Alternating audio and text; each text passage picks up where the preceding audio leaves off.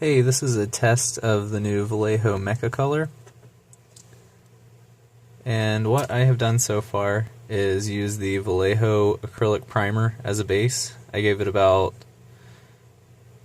maybe close to 48 hours to dry on the primer, and then about a little over 24 hours for the Mecha color turquoise.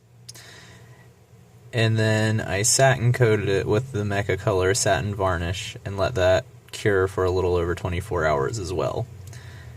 And what I've done so far is just give it a little scratch with a toothpick to see if it was even going to hold up and be worth making a video of. And as you can see, there are scratches, but it is in the satin varnish, but the paint itself is not coming off.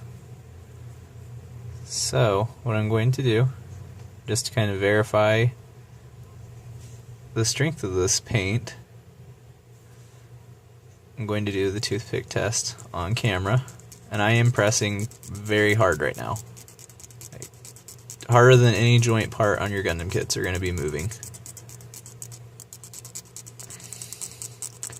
And the paint is just now scratching. At first I was really skeptical because I did a couple of tests with this color already, and I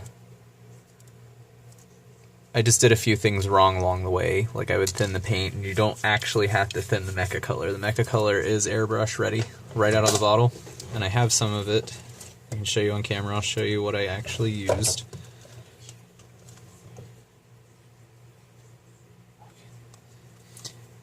And actually, the way I found out the proper way to use this paint was by messaging Vallejo's Facebook page. And what they told me is, yes, you should prime, which actually I did a test without primer because somebody said they heard you do not need to prime this.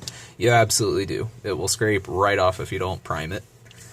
I think the biggest thing that helps is giving it extra curing time. Give it at least 24 hours per coat, and make sure your coats are nice and solid. This is the Mecha color shade that I used. It's the turquoise shade. And like I said, this is airbrush ready out of the bottle. And this is the satin varnish that I used from the Mecha color line.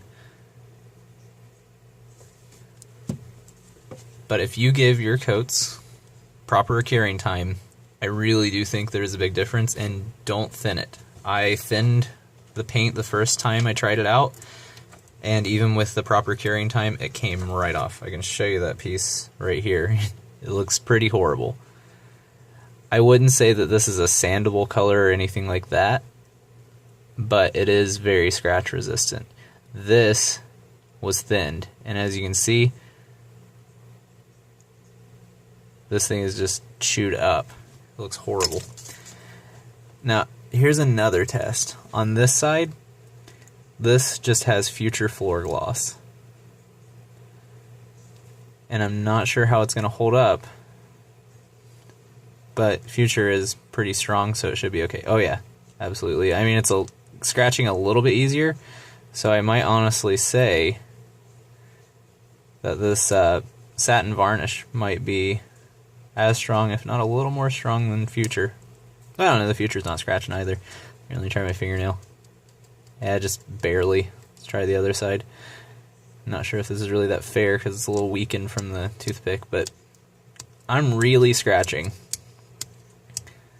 And it's not going anywhere. Sorry, my camera's not focusing so well. There you go. So, I think I can completely confirm that this is a good color. I kind of want to try the primer. They have a primer in this line. I don't know if it's different from the standard Vallejo primer. It might be more like Stynylrez or something to that effect. But if it's anything like this paint, it is going to be stronger, and I do think this would be a viable option for Gundam kits, especially on like moving parts. If you give it proper curing time, I don't think it's going to have any issues scratching or wearing off.